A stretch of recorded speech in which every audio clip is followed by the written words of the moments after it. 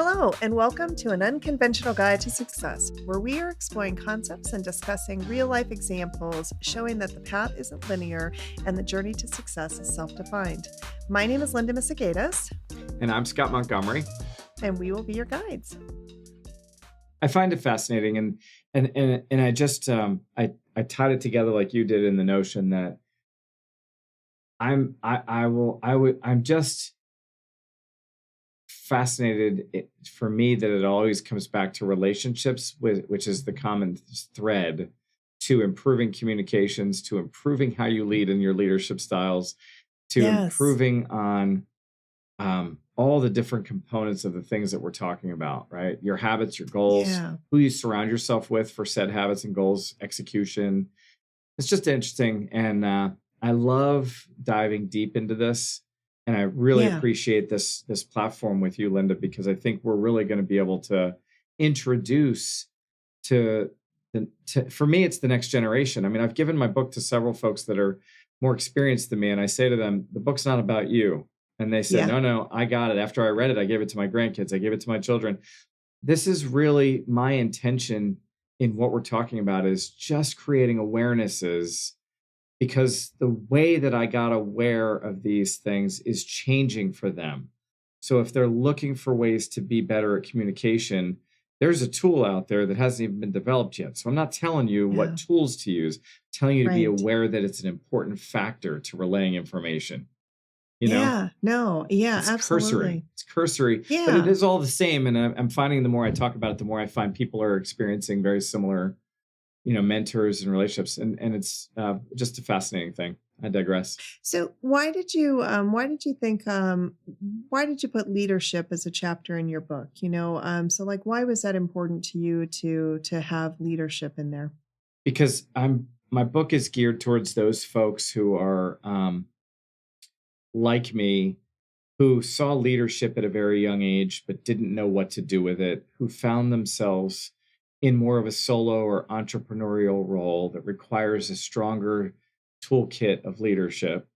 Yeah. Most often people think of leadership as unattainable. For me, in my experiences, people look at leadership as the 0.00, whatever the number is, 2% of the people who ever run a big organization that's in the stock market. You know what I mean? Right. Yes. And I was never going to be a president of Verizon, even though I worked there for 12 years and I'd made myself, up to senior management. I never thought that they would select me to be the guy that was going to be the president. Plus, there's only one seat for said 60,000 employees or whatever, however many there are. Yeah, exactly. Yes. So for me, leadership is sort of the icing on the cake that says, look, do all these things and you will find success in leadership. And leadership matters in what you're doing. And if you're talking business, it's entrepreneur, it's solopreneur. If you're talking family, it's kids. And, again, it all came into view for me from the seat of my bike. Like, think about that. It's a really powerful statement around why I made it a chapter. It applies across the board. Yeah. And most people think, leadership is just about being an executive. No, it's not. No, I completely agree, because it's part of being a parent, right? And it's not something we're taught either, unfortunately. And so, is that you need to lead your children, because for me, I was a young mom. And so trying to figure out how I don't know, we could barely figure out how to lead myself in many cases. I still had so many lessons in my own life to learn. And yet all of a sudden now I was impacting these young lives and how they were going to grow. And so there's a portion of that as well. And so it is, how do you emulate the type of person that you want them to be? And that's a part of leadership, right? It's not about being an executive. There's so much more to it. It's also later in the book, right? So it's a compilation. The book is chaptered by habits, goals, communications, relationships, partnering, all these building blocks to being an effective leader. Yeah. And communication also had self-assessment in there. So what you're leading doesn't have to be parent or business. It's just you being a leader. And I think that there's a leader in all of us. I do. And I think with leadership comes great responsibility, if I may sort of pseudo quote Spider-Man. Yes, you can. and those things are sort of what I sort of wrote the outline to the book about. So that's why I chose to add a chapter about leadership. And And I think it's a really good cliff note to how we run our company. I know on a separate subject in business, I'd Yeah. like to give this book to people who are considering working with us because it talks about our culture. And I know we're headed there next. And I Yeah. think it does talk to how our culture evolved and what our culture really means. And not just culture is how we create a standard in our organization, really how we operate within ourselves, within our families, and within our communications, and that it's ever evolving. We're continual learners. Yeah. No, that's a good point. Well, and I think it's important too for people to realize that, even those leaders of those mega companies and all of that, they're just people. And I used to, and they have the same fears and they don't Yeah. always know what the heck they're talking about Right. either, right? I Yes. used to laugh. I'd say there was one company I would describe that, I thought, gosh, this is such a well-run organization and I really want to work there. And, when I realized what it was, is that if you look behind the curtain, it was like the Wizard of Oz. And there was just this, one person back there, trying to make it all happen. But, a good leader surrounds themselves with people who are smarter than they are, who, who know the things that they don't know and really can help them grow. But I think sometimes we put these executives on this pedestal as if, gosh, they Right. must be so smart because look at them running this multi-billion-dollar company. And honestly, they're not that They much can be. smarter than they Well, can be. No, well, and they- I don't want to Right. imply that they're not, but you're right. It's not necessarily that they are the smartest person in the I think it's an room or odds in game. that. Linda, I think it's Yes, odds. yes, I think it's not even about, it's about the odds.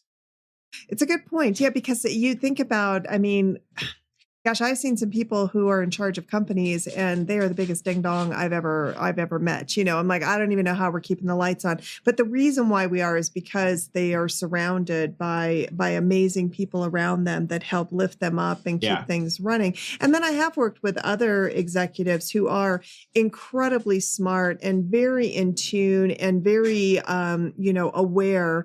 And I think that makes a huge difference as well. So I think, they're all cut from different cloths, but I guess the reason why I bring that up is that, don't assume that just because someone is running a company that somehow they're the smartest person in the world and an amazing leader or something of that nature. So. Well, you bring up another thing that I do want to touch on when it comes into leadership. And it's funny because Caitlin and I at our capacities at WorldGate figured this out a few years ago. There's a great book called Rocket Fuel written by Gino Wickman and Mark Winters, Rocket Fuel. And it talks about the two styles of leadership. There's the visionary and the integrator.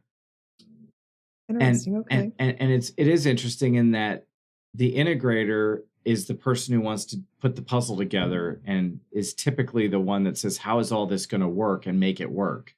And the visionary is the one that says, I want to do X and we're going to make that happen. Good luck to the integrator.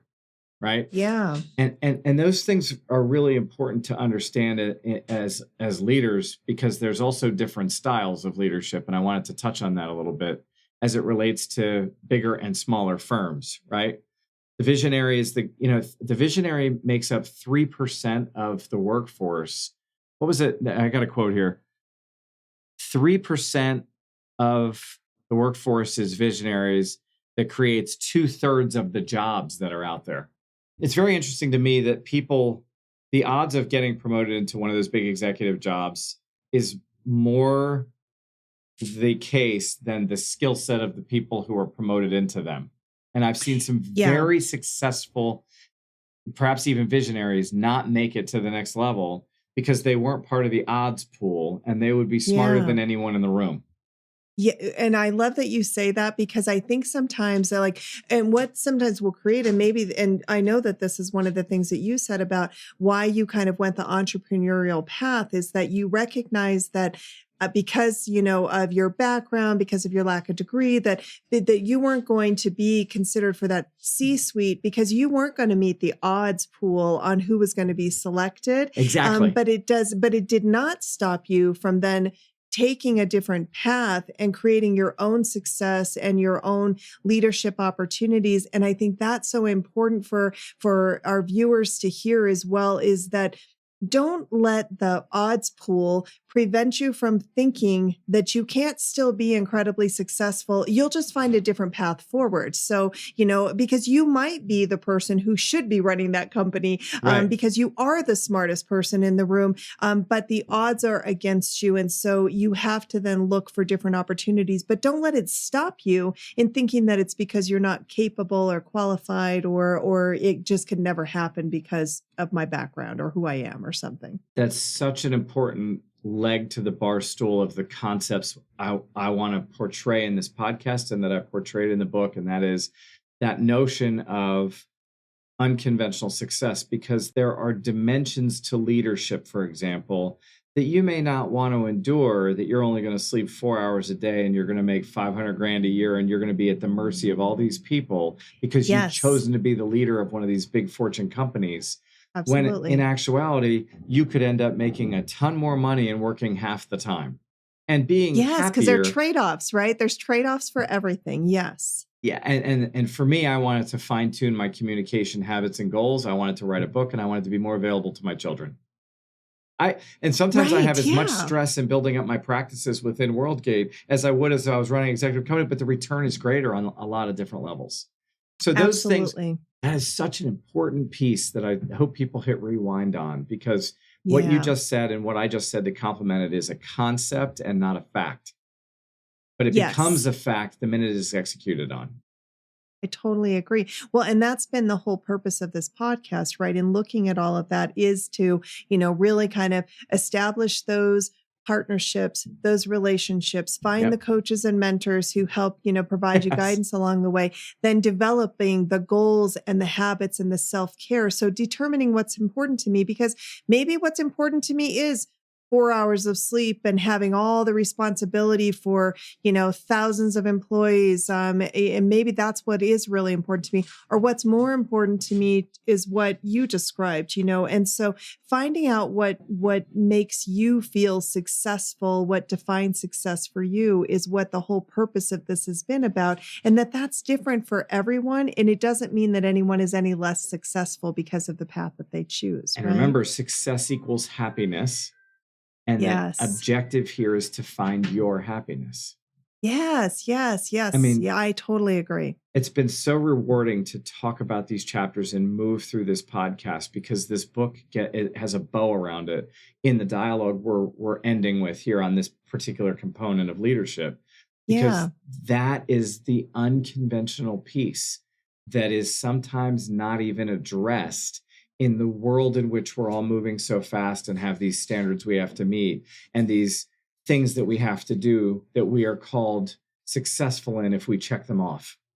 Yes. Yeah, 100% agree. I think that has been, it's kind of like the icing on the cake of what we've been talking about in all of this is what's so important is getting to that path of happiness, because that is probably the one thing. I was listening to I listened to Jay Shetty does a Yeah. little short 7-minute meditation that I listened to. Yeah. And one of the things that he was talking about is just the lack of joy in the world today, and finding joy for yourself and how important that is in just the little things. So like thinking back on that thing that happened in your life that just like, when were you giddy? Like, when was the last Yeah. time that you did something that just like made you giddy? And as I was listening to that this morning, I was thinking, gosh, when was the last time? It's like I was really trying hard to kind of figure out, like, when was the last time I was giddy and just felt joyful and silly and happy. It's like it's been such a long time to having those feelings, because you get so drudged down in Well, I life think you well, and I sometimes. think you found them, and I think I'm finding them too. And I think what we've been talking about is exactly where to look, right? Yes, it and is. and it Yeah. creates the space for you to find your happiness, your joy. And for me, I've met the mark because I can be home with my kids, I can be on a podcast with you, I have Yeah. enough food and water in the room and on the table as a result of my Yes. work of 35 years, and I am thoroughly enjoying it, right? So the other thing I would Yeah. offer about finding that is and as we slip into the next component of the book, and an important piece of all of this is the culture in which you submerge yourself in. We hope you enjoyed this episode of An Unconventional Guide to Success. In each episode, Scott and I will share experiences and relationships that have shaped us. In our final episode this season, we will talk about something close to Scott: culture and the World Gateway. A company's culture is the foundation for future innovation. An entrepreneur's job is to build the foundation. Brian Chesky. An Unconventional Guide to Success is an inspirational, motivated series hosted by Scott Montgomery and Linda Misegadis. Recorded on Riverside.fm. Music, editing, and production by Logan Misegadis. Check out Scott Montgomery's new book, How Did You Get Here, and all the helpful related materials at www.howdidyougethere.com. Thank you for joining us on our journey. If you would like to reach out to us, our contact information is in the show notes. At the end of each episode, we would like to leave you with a few questions offered to guide you in your personal exploration of how relationships and experiences are building your success. Take time to reflect and write about what arises. What are your strongest emotional skills? How do you show empathy in leadership? What helps you reset yourself when under stress?